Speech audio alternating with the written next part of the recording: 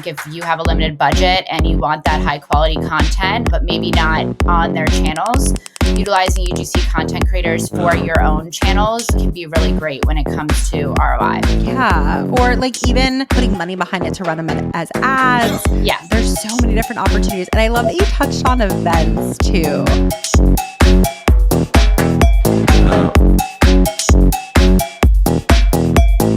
Hey guys, welcome back to the show. I'm super happy to be here. I am recording this the day that our last episode was released, which was a very personal episode. I've gotten some very kind messages from people, but I'm a little gun shy about it all. One person asked her, she said it, I think she was purely well-intentioned, but how do you feel about sharing some of this so publicly? And I told her very honestly, I was like, I actually just feel like I get more anxious the more shame I feel about things and the more I keep them in. So for me, the way to process stuff that I'm going through is to just talk about it. Of course, I don't need to do it on such a public platform, but I think that generally speaking, I think that we would all benefit as women to talk about some of the struggles that we're going through more, because it removes the stigma, it removes any shame, it removes this crazy preconceived notion that we're all just fine. We're all just supposed to go through life and everything is wonderful and everything is easy and everything is just a joy, when it's just not. Life happens to all of us. You will not be excluded from that. And I just think that I've been grateful for all the podcasts and YouTubers and Instagrammers who I follow when they are sharing things that are way more personal versus just all the fluff. So that's why I did it. If you have no idea what I'm talking about, you can go listen to last week's episode. It's incredibly personal and it's just my life right now. So this week, however, we are very much switching gears because we have a really, really wonderful guest. We become so friendly over the past many months. And we have Miss Lauren Roth on the show. So she's also based in New York City. You'll hear a little bit about her background in this episode, but she began her career in customer experience at Rent the Runway. And after realizing she wanted to shift her focus towards marketing, particularly within the influencer marketing community engagement space, that's the work that she did. So over 6 years, Lauren has worked in-house with brands like Otherland, a candle company, and United Sodas, a soda company. Working as a one-woman team, she has built and scaled influencer and UGC content creator programs. She's engaged via social as the brand voice, and she teamed up on really fun influencer and co-branded activations. And we talk about a lot of those examples in today's episode. During today's episode, we talk about the startup space, the consumer startup space in particular, tips for getting scrappy with a limited budget, what she'd like to see changed, and some of her hobbies that are both rewarding and provide a bit of stress relief, because don't we all need some stress relief when we're working in influencer marketing? Amen. Anyways, you guys, I'm going to keep this intro short. Thank you so much for listening to the show. As always, please leave a review if you enjoy what we're talking about. But the most meaningful thing is if you can share the podcast with others that you think also would benefit from listening. So this guest is fantastic. This guest is Lauren Roth, and let's chat with Lauren.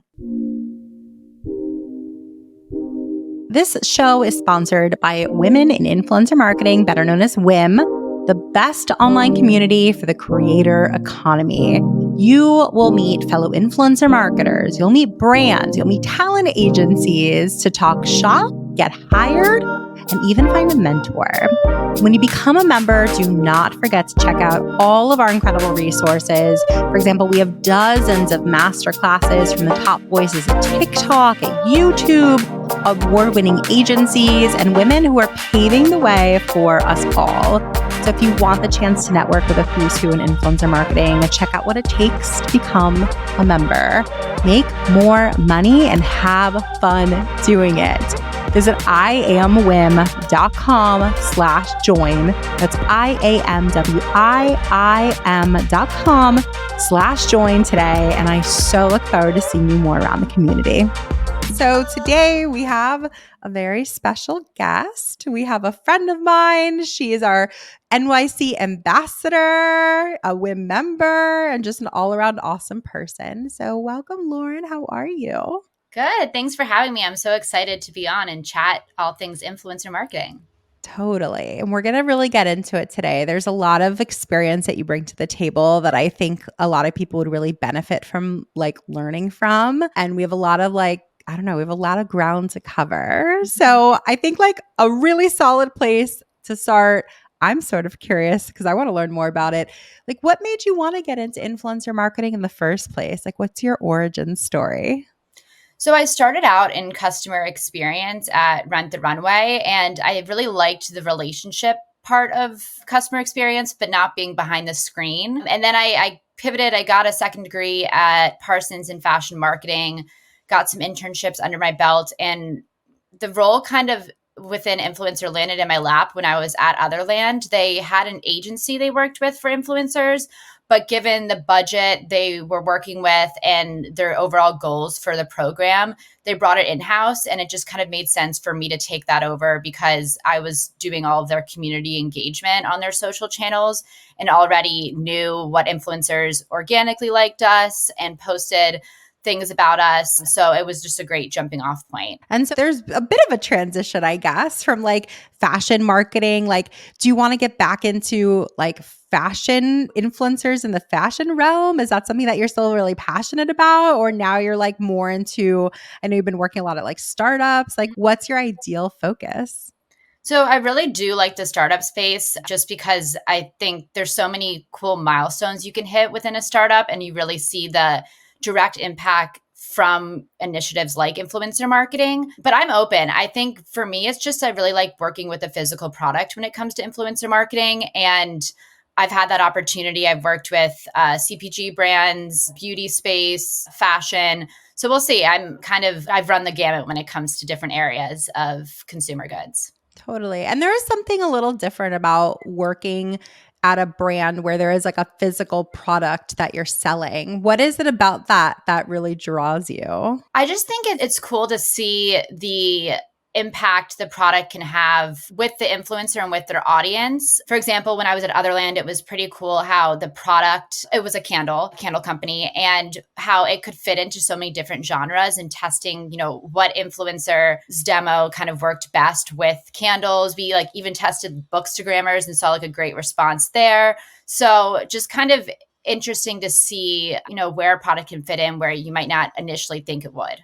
Yeah, no, that's really interesting. And especially something like a candle or a drink company. I don't know, there's probably some more obvious, low hanging fruit, options of stories that you can tell. But then there's also some more obscure ones, but that can totally make a lot of sense. So, no, that is really interesting. So, like you mentioned, you've been most recently working a lot in the startup space, the consumer startup space, which I think is really interesting, mostly because a lot of what we hear about publicly in terms of influencer marketing is a lot about these Fortune 100 brands, these giant companies who are playing in the space and, are able to pay influencers, let's say $100,000 for a partnership, and drop a few of those a year. And they just have such large budgets. And I hear more and more how some startups or just small companies, they see the value of influencer marketing, but for some obvious reasons, they're intimidated or don't know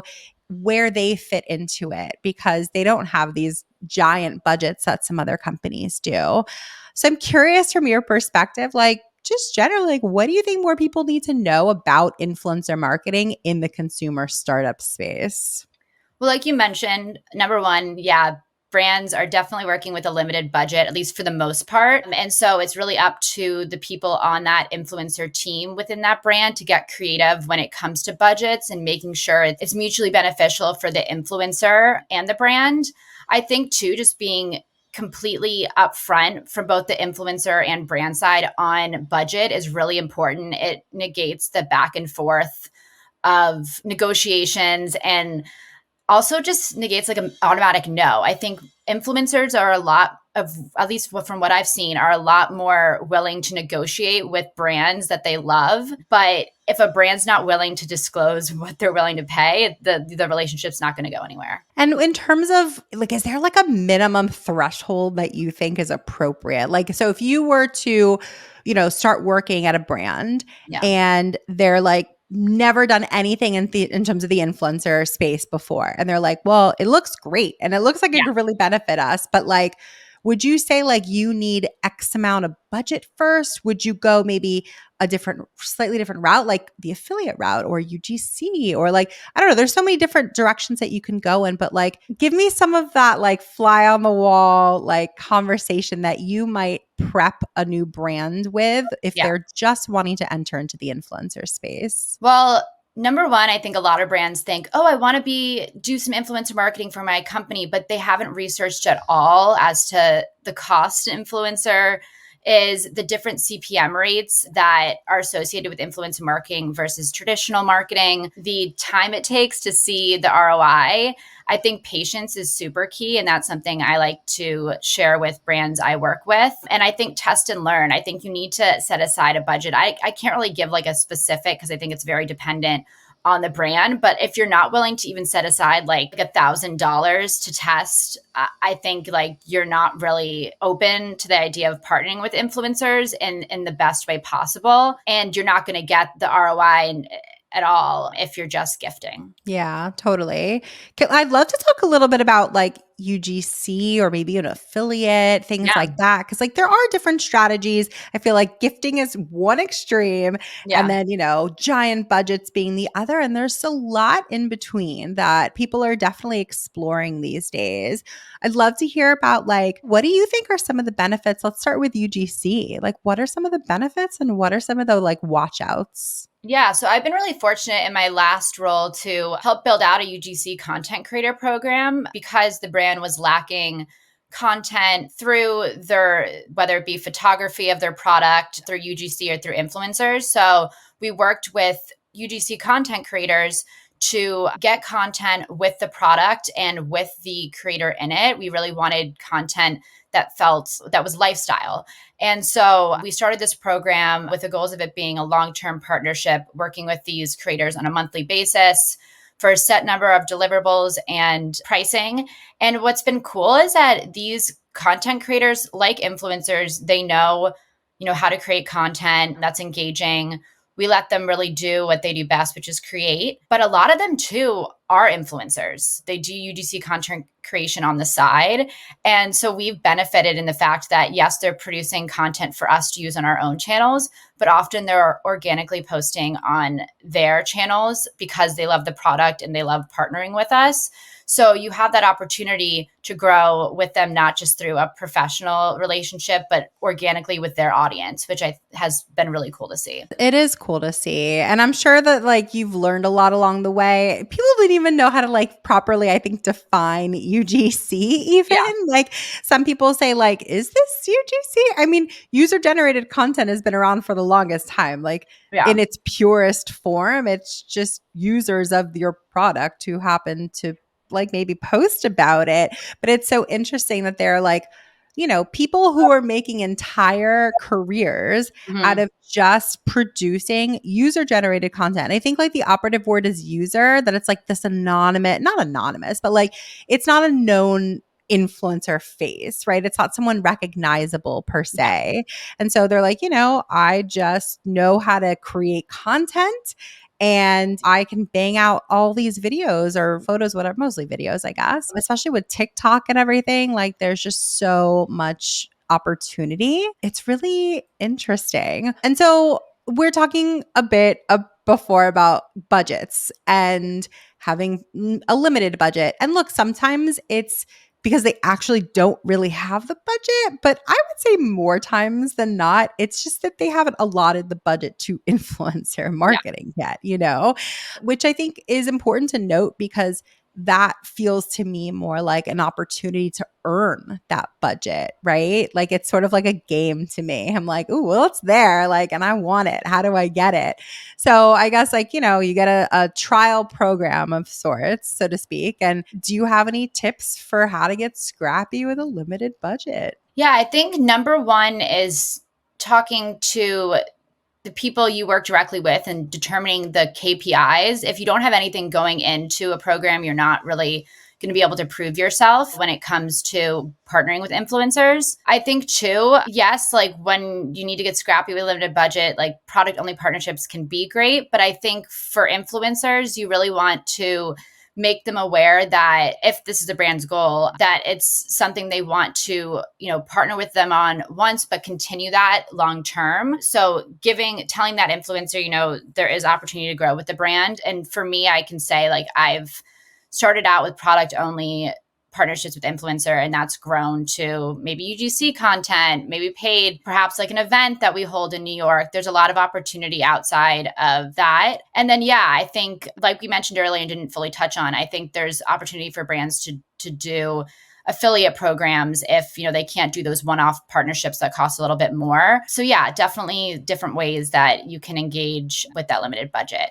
I think too, relationship building, that's a big one for a brand. Communicating with influencers is key, and it will, something that influencers will keep in mind when they maybe have a giveaway or something like that and they want to include product. If there's someone that they had a close relationship with, whether or not it be that they had a paid partnership through it, that's a brand that comes top of mind. And lastly, yeah, UGC content creation. I think if you have a limited budget and you want that high quality content, but maybe not on their channels, utilizing UGC content creators for your own channels can be really great when it comes to ROI. Yeah. Or like even putting money behind it to run them as ads. Yes. There's so many different opportunities. And I love that you touched on events too. I just think I love a good live event. I think that like post pandemic, more and more people are enjoying that. It used to be a pretty common occurrence, especially in like a big city, that they would brands would host events all the time and influencers would go. But I felt like it got to the point that it was almost like oversaturated. And then the pandemic hit. And so now I feel like, again, like I'm always looking for the opportunities. And I feel like in terms of events, like now probably is a really good opportunity to be hosting some events because it's not quite what it used to be. And I think there's an appetite for it. And to your point about relationships, like nothing really beats an in-person interaction to build that relationship. And the nature of influencers is that like if they're doing their job right, their metrics are only just going to always increase. They're going to always get more followers, they're going to always get more subscribers, etc.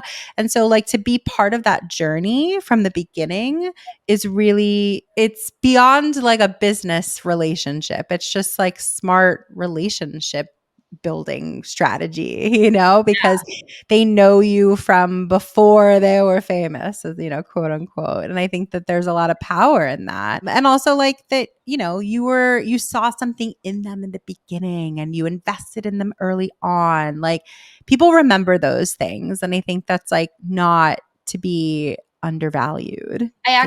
You brought up an interesting point about the events area that I wanted to kind of touch back on. So I've actually had some experience there with events. When I was at Otherland, they launched a store and we did some cool initiatives as well as a pop-up at Rockefeller. And it was really, that was like that was COVID. Like that was when COVID hit. But that summer things started because of weather is warmer and, vaccines and all that were out.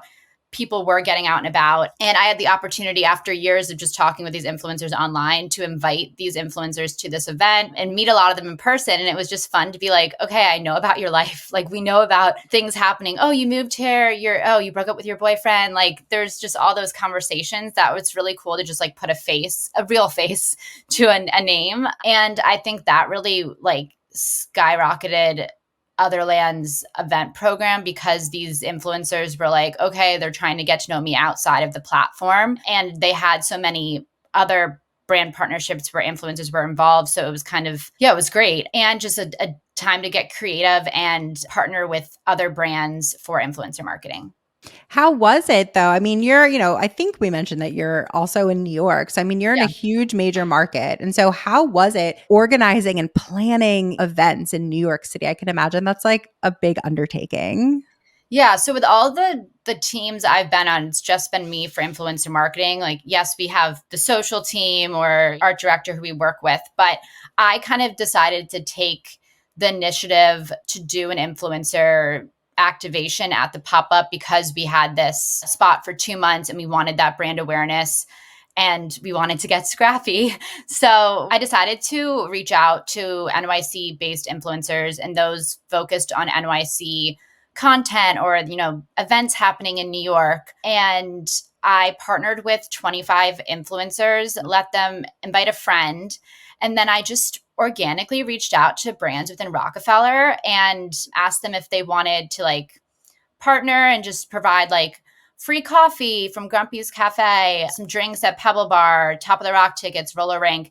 And they were all really willing. And what I found even more interesting was that we were talking to the Rockefeller marketing team and they'd never done something like this with the brands within Rockefeller. And they're like, this is so cool. Like, can we repost like the content? Like, oh, like, and I actually saw like months later that they partnered with this influencer, Charlene, who focuses on NYC content, and they've partnered with her later on because I think they liked her content so much. But we garnered like 50 pieces of reusable content through that. I also did some on the ground marketing where we created some flyers and I went around to the local hotels, to the concierge desk, and just handed them some flyers because I was like, hey, we want people, not just NYC, but tourists near Rockefeller to come. And, these are people also that you'd want on your side, the concierge desk, to pitch your event. And it was also just like a great word of mouth marketing moment. So that was really fun. And like I said, I got to meet all of them in person, all the influencers. So felt like that kind of bridged the gap from online to IRL. I feel like it's such a different way of working. I mean, it is such a different way of not just working with creators, but just working in marketing, like more like boots on the ground and, Yeah. getting out behind a desk. Like, do you enjoy one over the other? Is it a combo that you like? Like, what about you, just you personally, like, and what you enjoy? Yeah, so I'm definitely like a people person. So though I've always kind of strayed away from like big public speaking moments, I'm better in small groups. But I like a mix of both. I love like the day of in an event when you're grabbing all the things and getting everything ready. I'm weird. I like first dates. Like I love going on a date and like meeting new people and learning about them, like even if it's not like someone you see a second date with. So, and to answer your question, I'm not a behind the desk girl. If anything, I'm sit on the couch, get up, do something and come back. But yeah, I like a mix of it all. I don't think I could be on the floor all day, but interacting with people at some point in my day is really important to me. Definitely. And there's like, I don't know, I'm inspired by you and I hope people listening are as well, because what I hear is there's just the different types of roles within the creator economy are so vast. Mm-hmm. And I feel like what we hear about is so limiting. Like there's so many more like really interesting dynamic type roles out there that I don't even know that enough people are privy to. Yep. So I love you kind of sharing this experience. I don't think enough people really like talk about it. I want more people to know that it's available, it's out there, like you can totally do this. So like shifting to just like talk about just the industry in general, what's something that you've seen happen repetitively in our industry that maybe you think is change worthy? So a big thing that I've been seeing on LinkedIn lately, because I'm in the job market again, is the combination of influencer marketing with other roles, whether that be social media, PR, you name it, content creator. Those are, in my opinion, those are two full-time roles, two different skill sets. And, I get it coming from a startup space, like, budget can be tight. But I think expectations there for both of those things have to be adjusted because it really is time consuming. I'm like right now helping someone with social and like kind of taking my first stab at like editing videos and posting. And I'm like, oh my gosh, this takes like so much time. How can someone like create a full content calendar? And it gives you a lot of appreciation. But yeah, for me, I think that's something like I see a red flag for when I see those posts, and something I've kind of spoken to people within the community about, and they are feeling similarly, especially because jobs are so limited right now. Definitely. And like, is the implication that they just don't really fully appreciate what's involved in that role, or else they would see it as like its own separate thing because there's just not enough hours in the day to accomplish everything that's necessary to do all those things. I Yeah, think I totally. think that's it. I think too, like, and maybe like it can just be seen to me like their full-time roles. Maybe once talking to them, it could be like it's 75-25 and they're only wanting to do like a little bit of influencer seeding and it's mainly social. But I think that's something that should definitely be in the job description and yeah, expectations laid out there for the applicants. I'll tell you, as someone who's like had my own company and like I do recruiting as well, most companies like that I have found, I could just speak from personal experience, like Yeah. they don't have those answers, like, which is shitty. Like, that's not an acceptable thing, just to be like very explicit, but like, they don't know. Like, they haven't done the work to properly set up the JD, to properly set up their people for success. I find that they're like, well, we just need all this stuff done and we want to do it with the best person, but in a more economical way, blah, blah, blah. Like, we're talking about getting scrappy with influencer budgets. I feel like people are getting scrappier and scrappier with their people. And then you equate that to how influencers feel too. I feel like brand awareness used to be all over the place. And now influencers have like the bar is so much higher now for them to really perform in every single piece of content. I feel like there's not even room for them to grow. Like we talk about, of course, like one-off partnership is silly. And, we Yeah. want to ideally have more partnership, like more of options and more opportunities to perform. You got to like grow that message, all the things. But I don't know. Do you find that? Have you seen that the expectations are just like even higher for the creators to perform these days? Yeah, and it's interesting. I know we'll dive into the WIM community a little bit later, but seeing from because I'm always on the brand side, I've had the opportunity though through WIM to chat with a lot of talent managers and see their thoughts about working with brands. And it has helped me be more empathetic to creators and what they're asking for. But yeah, I see that. And I think you just never know like how something's going to perform. Like TikTok and Instagram, like it's not always in their favor, especially when it's paid partnership. That's not something that they're really boosting. And I do feel another conversation that I've had with people in my community is about affiliate. And, it's not really fair to creators to just be working off of an affiliate program all the time when they can't. That is a lot of effort. I think, if the brand has the opportunity, giving them something in addition to affiliate, being a part of an affiliate program is really important to incentivize them. It doesn't have to be like their normal one-time partnership fee, but something there that's like showing their confidence in the relationship. Totally. And like to piggyback off of that, I'd love to pick your brain more about like how influencers can work better with brands. We're talking about how like influencers can be compensated fairly and treated well, and they always should be. But how can influencers work better with brands? So I mentioned earlier, I've kind of a one woman show when it comes to influencers at working with influencers at brands. So one thing I get a lot of, and I try my best to respond to, is emails, but there's a lot of back and forth. And I think one thing that's important for influencers to understand is there's a lot of loops that people have to go through to get approval on things. And I'd love to be able to just say yes to everyone or not have to ask, someone maybe higher up for the green light. But it does take time. So letting influencers know that like their email is seen, and I personally will never just leave someone unread or like never reply. I will close the loop. So I think that's important. Patience.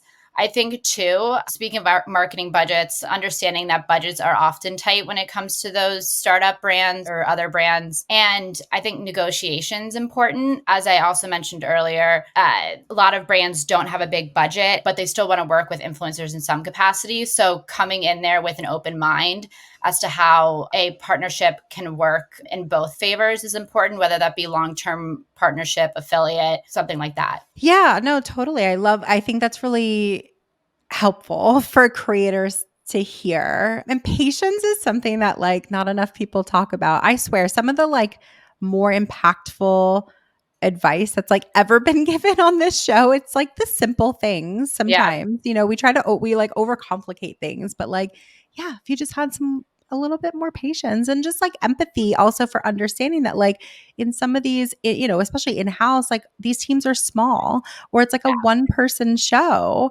And so like as the best of intentions can't get you an answer ASAP. And so, but like, there's just a lack of understanding and sometimes Yeah. it's not due to any of a fault of their own. So just like having that awareness, I think it goes a long way. I can imagine, right?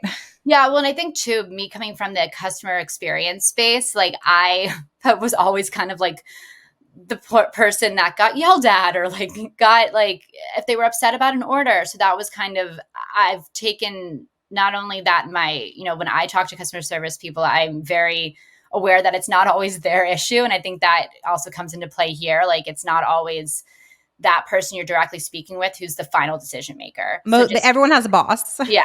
Yep. Everyone has a boss. Everyone has someone to report to. Quick question for you guys. How much do you love redlining agreements? Yeah, me too. Let me tell you about our latest sponsor called Caveat. So Caveat with a K is an AI-powered contracting platform that simplifies and automates your contracts. It'll hugely improve the way that you review partnership agreements. So if you're a media company or an entertainment company or a management firm, it's a must-have tool. Look, sometimes you do need to hire a lawyer, an expensive lawyer nonetheless, to work on an agreement because it's over a certain threshold, and a good lawyer can be invaluable. But what about all those other partnerships, those other contracts that are for $5,000 or even like $1,000? That's where Caveat comes in to support you and your team through AI to process your contracts to gain a competitive edge through data-driven insights and automatic AI-driven red lines. It's game-changing tech, and it's founded by 3 brilliant women. So you know why I'm out here supporting it. Get time back in your day because Caveat will help you with the part of your business that may be your least favorite. So head to our website. It's iamwim.com/caveat for a completely free trial. That's iamwim.com/KAVEAT. I hope you guys love it as much as I do. Okay, switching gears. I am privy to the fact that like you're also a pet lover. Yes. And I love the fact that you, outside of work, you've told me that you go and you volunteer at like a shelter here in New York. And I think that's just like a really wonderful thing.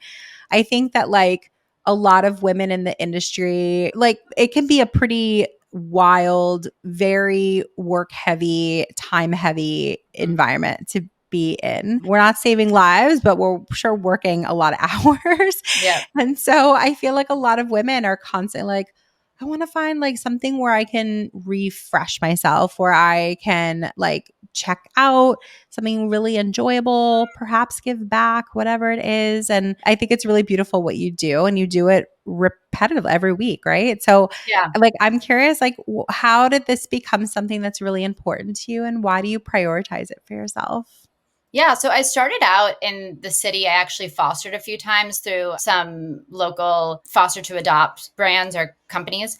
And then I realized, I don't have the time and the energy, I guess, to take on a dog, even if it was foster at the time. So I found Animal Haven, which is a New York City based shelter. They have cats and dogs, and they're in Chinatown, and they have an amazing volunteer program. I've actually been volunteering there for 5 years. I try to go every Monday, and it's become a ritual for me. Like, I don't have any other plans Monday, so it's a good day to like be like, okay, this is on my schedule. I clock out at 5. I stay there till closing around 8:30, and it just brings me satisfaction. I get my dog fix because I don't have a dog of my own. And I also just love that like I'm that buffer between when this dog was in like a terrible situation to when they find their forever home. And a lot of people ask me like, oh yeah, how do you go and not adopt? I'm like, well, I know I'm not in the right like time in my life to adopt, but I'm giving them like a little bit of joy.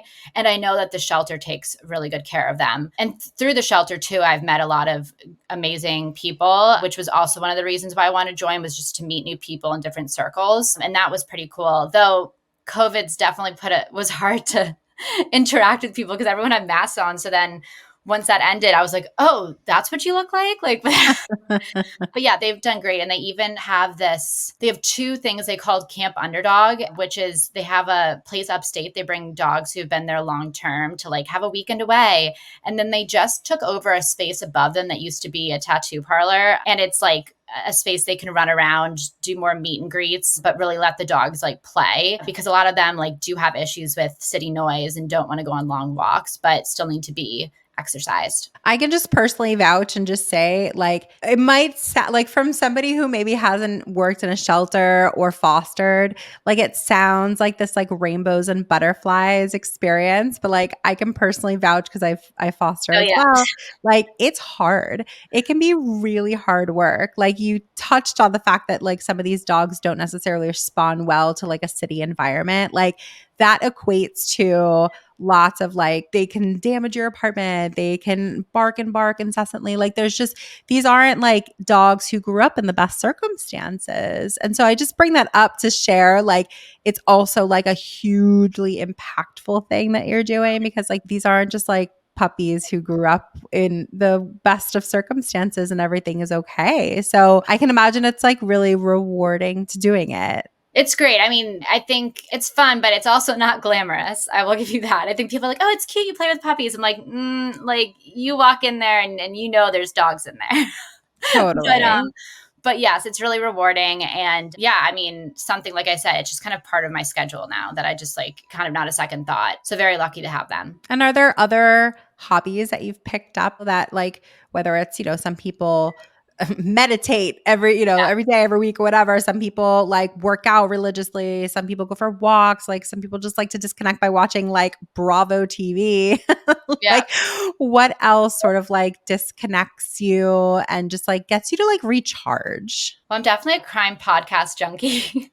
But so I love that when I walk around, like that's what I'm listening to. I'm actually less of a music girl. I'm more of like a podcast girl. I listen to, whether it be crime podcasts or like I'm listening to the WIM podcast. I'm listening to other influencer marketing podcasts that I find it's easier to educate myself when I'm not like sitting in place. I've also volunteered at a few times at McCarran Demo Garden in McCarran Park in Brooklyn. And I harvested like carrots and tomatoes and cucumbers, and it's obviously seasonal, so they're right now not open, but they're working on rebuilding some stuff for the spring. And that was really cool because like who would have thunk you could help at a garden in the middle of New York City. And then lastly, though I haven't done as much recently, I'm really into interior design. So when I moved into my own space, I really got creative when it came to like the colors I played with and the fabrics and how to really make it feel less like a rental and more like a long-term home. So that was really fun. So that's something I kind of dabble in. A community I'm part of is called Spoke, and they have a cool platform for people who are both like interior designers by trade or do it kind of as a hobby. And they even have some really fun like challenges where they work with brands and you get prizes. So it's a really great release for me creatively to be able to kind of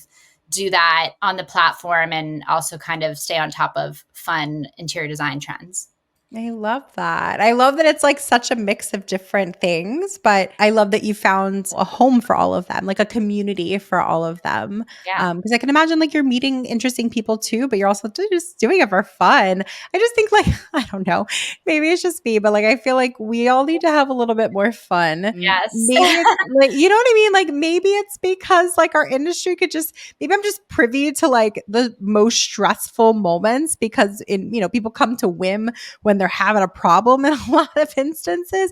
But I'm just like, there's just, especially if you live, whether it's a big city, a small city, there's always like opportunities to just meet people, try something new, Yep. do an activity, give back, whatever it is. But I hope that I have a feeling you're probably going to inspire someone to look into a number of your hobbies and explore them for themselves because they can be so rewarding. Yeah, and it's Um, hard as an adult too to like I think meet new people and try new things. So I think it's just like push yourself. The other day I went to a bar by myself and had my first drink low and I was like, Lauren, you have to do it. Just because you have no one to go out with, like just go do it. And I think that's like a really good thing to live by is just like don't have it hold you back because you're doing it alone. Go and you never know, the opportunity that will present itself. 1,000%. Like whether I'm single or in a relationship, I used to love going, and I still do every so often, not enough, but I used to love going to like the movies by myself. There's Yeah. such a stigma about that. I'm like, I'm literally sitting in a dark room with like, who gives a Yeah, who are you shit? going to Like, talk to anyway? I'm not gonna talk to this person. Like, even if there's a whole bunch of people that I know, I'm not gonna ever talk to these people. And like, I just like enjoy. I don't know. I'm also one who like really enjoys some alone time. So whatever it is, whether you're social like Lauren or more introverted like me, there are lots of things that you can just find. And I agree though with what you're saying though. It takes a bit of coaxing yourself to do it sometimes. Like it's not always easy because we'll find a million excuses not to do a thing. Yep. No matter how fun it seems. But like once you get there, it's like getting there is half the battle. And then once you get there, you can find that it's pretty fun. So you teased also, you're saying how you're a podcast girly. I love podcasts, true crime all the time. Oh my Yeah. God. Or like pop culture, like basically one of those two topics are always what I'm listening to. But I guess you also listen to like marketing podcasts. And it's just a great opportunity for just to like everyone consumes information differently, Yeah. right? And like that could be a more pleasurable way to like learn a thing if it's like more conversational or with a topic that you really enjoy, obviously. But I'm curious, like when it comes to the marketing, the branding, or even the advertising space, like who do you admire the most? Are they podcasters? Are they directors at companies, VPs? Like who are you really admiring these days? Because I want our members to learn about them. Yeah, I mean, to be honest, I feel like I can't pinpoint one person, though. You saying the podcast thing, marketing happy hour, like I'm just so impressed by Erica and Casey. Like they've now, I think they just onboarded a few more people to they now have like a few podcasts under their belt and they're just like very easy, relatable people, but go-getters. So I love following them. In terms of other people in the space, I've met a ton of great people through LinkedIn and through the WIM community. And I just am always kind of in admiration of how willing everyone is to share their expertise, take time to talk to other people, and also just continue to like grow their knowledge within the space. I didn't really have like a space I didn't have that big of a community within LinkedIn or communities like WIM or the coffee shop with Aspire to really ask those questions within influencer marketing and get advice. And now I just feel like I can go right in there and ask a question and someone's automatically willing to help, which for me is amazing. It's also just, I mean, we're talking a lot about community, I guess, in Yeah. this like conversation. And like community is just a really powerful thing, right? And I love that you're talking about other communities. It's not certainly not just ours. Like I joined a community this year called the Entrepreneurs Organization Mhm. because I wanted to just be in the passenger seat for a minute and like learn a bunch from people who aren't really even in the influencer industry, but are who Yeah. are entrepreneurs. So like just finding your community, it can be such a powerful thing too. And like, I don't know about you, like when I have people who are generous to me, it's like, it just, you feel like you want to just do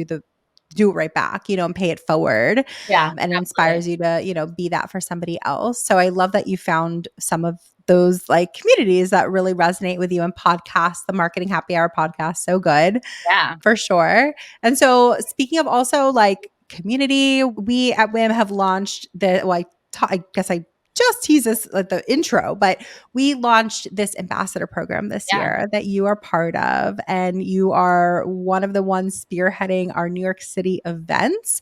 So I guess like based on our conversation about, all the things today, like it kind of makes sense about Yeah. like why I think it's a really nice fit for you and why I think that you're enthused to do it. But like, I just love to hear from you. Like, what made you want to join our ambassador program and just spearhead these events in our New York City market?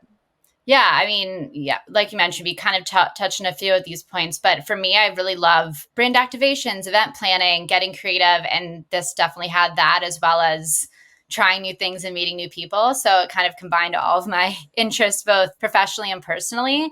And I'm excited to kind of get creative into like the activities we plan and not just do drinks and food, but really get creative in ways that we can interact with each other and not only bring in members from the WIM community, but also other people who are interested in influencer marketing or joining as a member. So it'll be cool to have our first event in a few weeks, and hopefully we'll have spring weather to match, but I'm excited to see what comes out of it.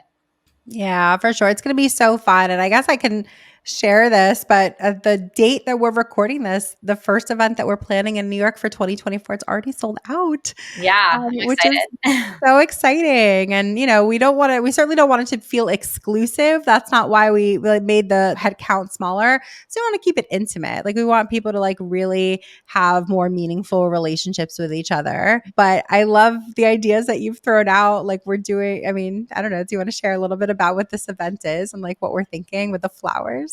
Yeah. So I think we're thinking about doing like flower arranging with like a kind of component of creating your own floral arrangement, and also kind of leaving a note with your contact info for someone else to pick up the, arrangement that they love and make a further connection outside of just the networking event. Also having a bowl of conversation starters and just, a place to mix and mingle. But I've always wanted to do a floral arranging class. And I thought and I did, as well as the other ambassadors in the New York program, thought it would just be a great spring activity. So I can't wait to have photos and share on social.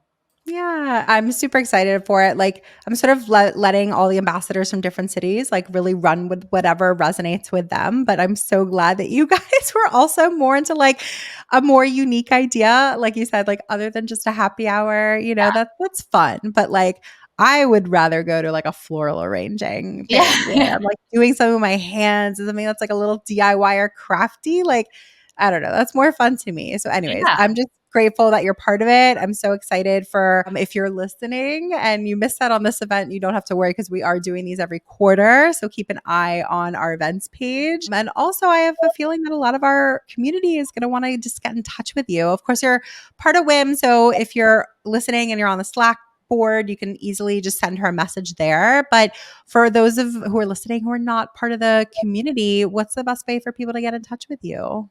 Yeah. So I would say best way is on my LinkedIn, which is just Lauren Roth.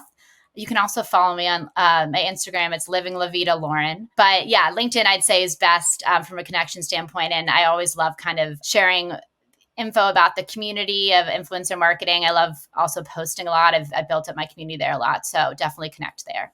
Yeah, and she's got great content on there too. So LinkedIn for sure. It's a great place to go if you're looking for industry content and just to connect. So thank you for coming on today. Any parting words before we wrap?